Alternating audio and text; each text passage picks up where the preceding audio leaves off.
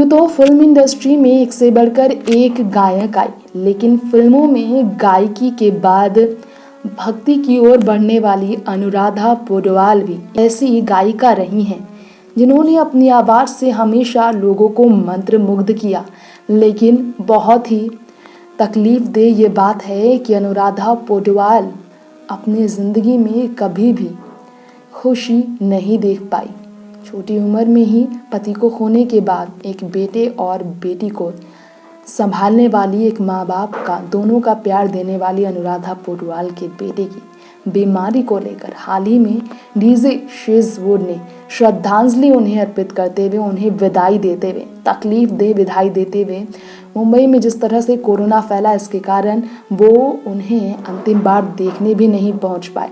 और तो और अनुराधा भी अपने बेटे के अंतिम दर्शन के वक्त खूब रोई। ऐसे में शेजवुड ने जो कहा, जो कि हाल ही में एक इंटरव्यू में बात करते नजर आए, उन्होंने कहा कि बहुत अच्छी स्थिति में थे आदित्य, अक्सर उनके घर पर वो मिला करते थे भजन के रिकॉर्डिंग को लेकर। एक वीक पहले की बात है, आदित्य की माँ अनुराधा जी ने मुझे कॉल किया था। वो बहुत परेशान थी और इतनी ज़्यादा तकलीफ़ में थी कि उन्होंने कॉल करके अपने बेटे के बारे में कहा कि उनके बेटे बिल्कुल ठीक नहीं हैं, उन्हें हिंदुजा हॉस्पिटल में भर्ती किया गया है, बहुत ज़्यादा उन्हें सांस लेने में तकलीफ़ हो रही है, मैं क्या करूँ समझ नहीं आ रहा। किडनी फंक्शंस को लेकर भी बताया जा रहा है कि पूरी तरह से बिगड़ गया है।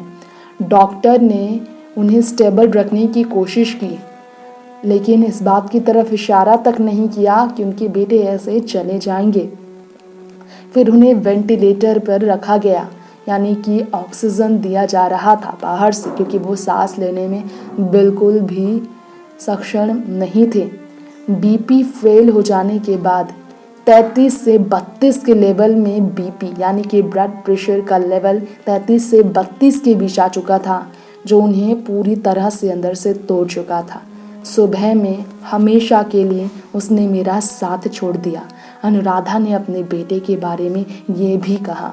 लोग ये जानकर बहुत ज़्यादा अंदर से टूट गए हैं, क्योंकि एक अमेजिंग म्यूजिशियन का साल 2020 में चले जाना वाकई में इस तरफ इशारा करता है कि ये साल सबसे मनहूस साल है बॉलीवुड के लिए। सुशांत को लेकर पूरे देश भर में जिस तरह से सदमा एक एक उनके चाहने वालों को लगा, और ऐसे में एक बहुत अच्छे इंसान और बहुत ही खूबसूरत सेंस रखने वाले म्यूजिशियन को खो देना बहुत बड़ी क्षति है बॉलीवुड इंडस्ट्री के लिए। कई प्रोजेक्ट्स के लिए कोलैबोरेट उन्होंने शंकर महादेवन के साथ किया था।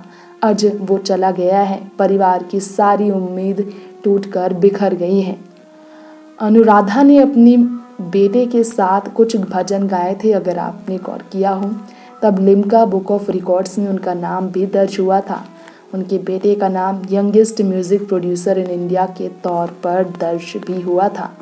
और ये कोई छोटी बात नहीं, उन्होंने अपनी मेहनत से सिर्फ उपलब्धि बटोरी। नेक्स्ट 9 न्यूज़रूम से तृप्ति की रिपोर्ट।